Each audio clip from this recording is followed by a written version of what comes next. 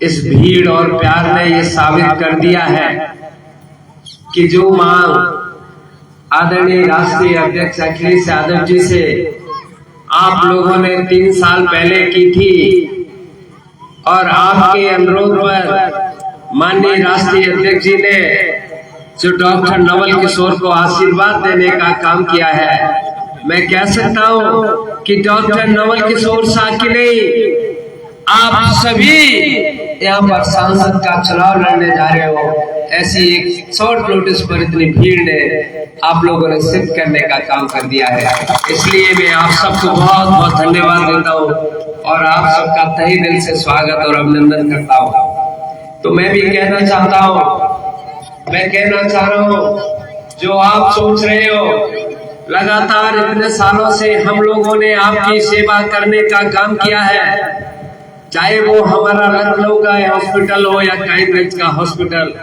मैं दावे से कह सकता हूँ हमने 12 से 13 सालों में जो सेवा की है वो सेवा कभी भी जाति और धर्म से हटकर हमेशा मानवता के रूप में आप लोगों की सेवा करने का काम किया है।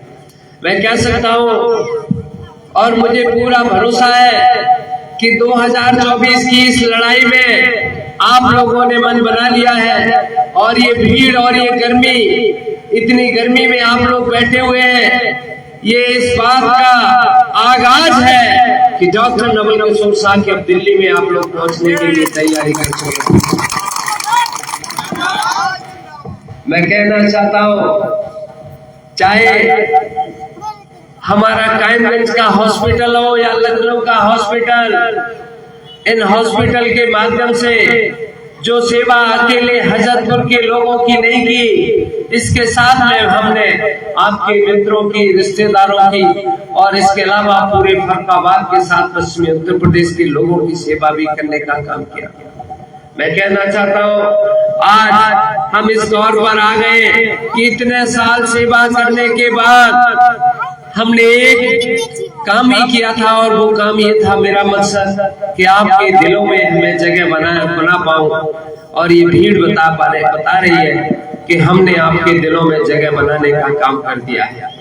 मैं कहना चाहूंगा ये 2024 की लड़ाई बड़ी ऐतिहासिक लड़ाई है।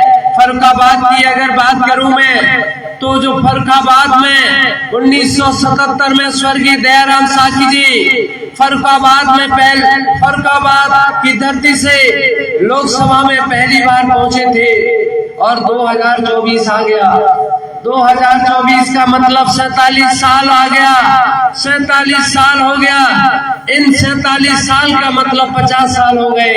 अभी भाई आदरणीय रामशरण कठेरिया जी कह रहे थे कि हमने सबने तो मन बना लिया है।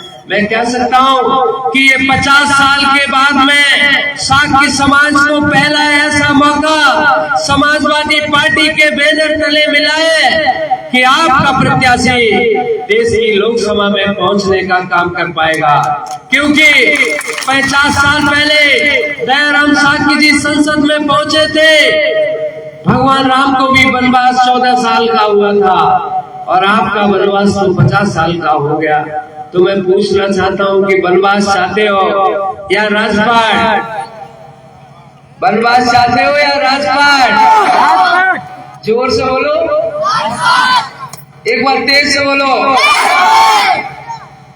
आप चाहते हैं राजपाट, तो मैं कहना चाहता हूं इस राजपाट के रूप में डॉक्टर नवल किशोर साकी को आशीर्वाद देने का काम कर दो।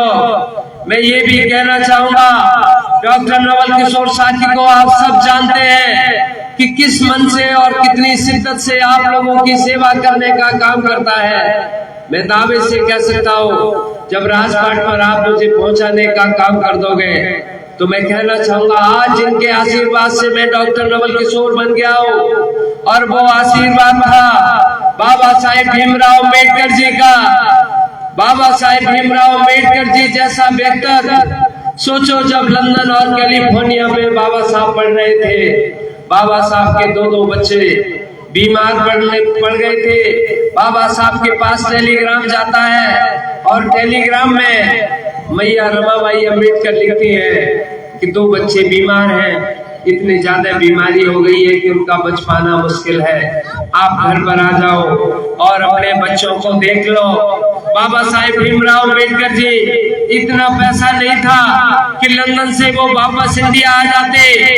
आने के लिए बहुत सारा किराया लगता, और किराए के साथ बाबा साहब के अंदर जो उनके मन में थी, बाबा साहब चिट्ठी लिखते हैं माता रमाबाई अम्बेडकर को कि मेरे बच्चे जो 2 बीमार हैं, मैं आ नहीं सकता, क्योंकि आज मैं जो यहाँ पर काम कर रहा हूँ वो भारत देश के तमाम ऐसे बच्चों के लिए काम कर रहा हूँ जिन बच्चों के माँ बाप उनको पढ़ा नहीं पाएंगे, उनका भविष्य नहीं बना पाएंगे। उन बच्चों की तकदीर के लिए मैं यहाँ लंदन में बैठ के उन तमाम बच्चों के लिए काम कर रहा हूँ, और भारत देश के तमाम जो गरीब और पिछड़े और दलित परिवार के बेटे हैं वो मेरे अपने बेटे हैं। मैं आज कहना चाहूंगा, उनके आशीर्वाद के कारण डॉक्टर नवल किशोर बना हूँ। श्रद्धेय नेताजी माननीय मुलायम सिंह यादव जी की सरकार थी, उनके आशीर्वाद से मैं डॉक्टर नवल किशोर बना, क्योंकि बाबा साहेब भीमराव अम्बेडकर जी ने कहा था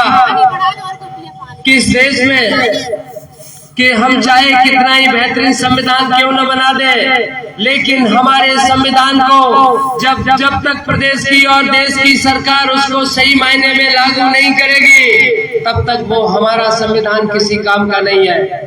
इसलिए मैं कहीं देना चाह रहा हूँ और आपसे बताना चाहता हूँ, आज डॉक्टर नवल किशोर साहब आपके बीच में इसलिए आया है कि इन 2 महान हस्तियों का जो कर्ज था, उस कर्ज को फर्ज के रूप में निभाने आया हूँ, क्योंकि आज किसानों का भविष्य बर्बाद हो गया, नौजवान का भविष्य बर्बाद भारतीय जनता पार्टी ने कर दिया। और मैं कह सकता हूँ, जो किसानों को बड़े बड़े नारे दिए गए थे और उनसे कहा गया था आपकी आमदनी हम दोगुनी करने का काम करेंगे, आमदनी तो दोगुनी नहीं हुई। मैं दावे से कह सकता हूँ महंगाई जरूर 4 गुनी हो गई। ये देश का पहला ऐसा इतिहास होगा, देश का पहला ऐसा इतिहास होगा। आज कोई भी सरकारी नौकरी करता है तो 8 घंटे काम करता है, प्राइवेट नौकरी करता है तो 8 घंटे काम करता है, लेकिन मेरा किसान 24 घंटे आज खेती में अपना समय देने का काम करता है। और सबसे बड़ी दुर्भाग्य की बात यह है, जो सबसे बड़े सपने हमारे बच्चों के लिए होते हैं, उन बच्चों का मुंह भी नहीं देख पाता, क्योंकि जब सुबह होता है, सुबह लेट जगता है, क्योंकि लेट इसलिए जगता है, पूरे दिन काम करता है खेत में, और शाम हो जाती है तो खेत की रखवाली करने के लिए, सांडों की रखवाली करने के लिए खेत की मेड़ पर खड़ा हो जाता है। सुबह के टाइम बच्चे विद्यालय चले जाते हैं, और जब शाम को रात में 3 या 4 बजे लौट के आता है, तब वो खुद उसके बच्चे सो रहे होते हैं। 24 घंटे की नौकरी इस देश के किसान के लिए है। इस देश के किसान को बर्बाद करने के लिए भारतीय जनता पार्टी ने 3 काले कानून लाए थे। धन्यवाद दीजिए किसान यूनियन के तमाम हमारे किसान साथियों को, जिन्होंने दिल्ली के सीमा बॉर्डर पर लगातार 11 महीने तक धरना प्रदर्शन दिया, और उस धरना प्रदर्शन में आप लोगों ने कितने कितने भयानक दृश्य देखे। कभी कभी तो मुझे इतना दुख होता है, उन दृश्यों को देखते ही रूह कांपने लगती है। कड़ाके की सर्दी थी और हमारे किसानों के ऊपर पानी की बौछारें फेंकी जा रही थी, आंसुओं के गोले फेंके जा रहे थे, लेकिन हमारा किसान, मैं कह सकता हूँ, जो किसान कड़ाके की सर्दी में अपना खेत में पानी लगाता है, तो उनके लिए वो पानी की बौछारें उस खेत के पानी से एक चुटकी के बराबर थी। लेकिन मैं कहना चाहूंगा, उस आंदोलन में तकरीबन 750 से ज्यादा किसान, 750 से ज्यादा किसानों की शहादत हो जाती है। तब देश के प्रधानमंत्री जी की आंख खुलती है और कहते हैं कि हमने इस देश में जो 3 काले कानून लगाए वो गलत थे। मैं कह सकता हूँ कि किसान का भविष्य बर्बाद हो गया। नौजवान की नौकरी फौज में गांव का किसान का बेटा जाता था, उस फौज की नौकरी को भी भारतीय जनता पार्टी ने 4 साल की अग्निवीर योजना के नाम पर बर्बाद कर दिया। और मैं कह सकता हूँ कि कम से कम किसान का भविष्य बर्बाद हो गया, नौजवान बर्बाद हो गया। गांव के ये छोटे बच्चे जो आगे बैठे हुए हैं, इनकी उम्र जब 20 साल की होगी और हमने और आपने अगर मिलकर आंदोलन नहीं किया तो बस ये यही कहेंगे कि हमारे माँ बाप इतने मूर्ख थे जब इस देश में बाबा साहेब भीमराव अम्बेडकर जी के संविधान को धीरे धीरे भारतीय जनता पार्टी के लोग खत्म करते चले जा रहे थे। पहले तो उन्होंने आरक्षण खत्म किया और आरक्षण के साथ में जब देश में आवाज उठी, प्रदेश में आवाज उठी कि भारतीय जनता पार्टी हमारे संविधान में जो आरक्षण की व्यवस्था है उसको खत्म करने जा रही है, लोगों की आवाज उठी तो इन भारतीय जनता पार्टी के लोगों ने इन्होंने कहा कि तुम तो आरक्षण की मांग करते हो, हम तो सारी की सारी नौकरियां ही खत्म करने का काम कर देंगे। और आपने देखा होगा अभी पुलिस की भर्ती का परीक्षा का पेपर आउट हुआ। ये पहला ऐसा इतिहास है कि उत्तर प्रदेश का हमारा नौजवान सरकार से गुहार लगा रहा है कि परीक्षा करा दो, लेकिन सरकार मुझे लगता है इनको आंखों से सुनाई नहीं देता और कान से सुनाई नहीं देता, ना आंख से दिखाई देता है। मैं कह सकता हूँ इस सरकार को परिवर्तित करने का अब सही वक्त आ गया है। इसलिए मैं अनुरोध करता हूँ हजरतपुर की जो आवाम है, इस आवाम से जो मेरा घर है, आप कायमगंज में क्रांति लाने का काम कर दो, क्योंकि अलीगंज वाले लोगों ने भी क्रांति का आगाज बना दिया है। अगर अलीगंज और कायमगंज ही दोनों इतनी क्रांति ला देंगे तो भारतीय जनता पार्टी इन दोनों विधानसभाओं के जितने वोटों पर कभी पहुंच नहीं पाएगी। इसलिए मैं कह देना चाह रहा हूँ कि कायमगंज ये तो मेरा अपना घर है और इस घर में डॉक्टर नवल किशोर साख्य आ गया है। मैं ये भी कहना चाहता हूँ ये भारतीय जनता पार्टी के लोग तमाम तरह के सिफुगे लाने का काम करेंगे और आगे चलकर आपको बरगलाने का काम कर सकते हैं। इनकी चिकनी चुपड़ी बातों में मत आ जाना। ये भी कह सकते हैं कि यादव और साख्य में कैसा कॉम्बिनेशन है। मैं कहना चाहूंगा यादव और साख्य का कॉम्बिनेशन तो पहले भी हुआ करता था। पहले जब माननीय नेताजी मुख्यमंत्री हुआ करते थे तो इटावा से राम सिंह साख्य जी संसद में पहुंचा करते थे, राम अवतार साख्य जी विधानसभा में गूंजा करते थे और फरुखाबाद से लाल बहादुर साख्य जी समाजवादी पार्टी के सिंपल एमएलए का चुनाव एक बार नहीं 5-5 बार लड़ने का काम किया करते थे।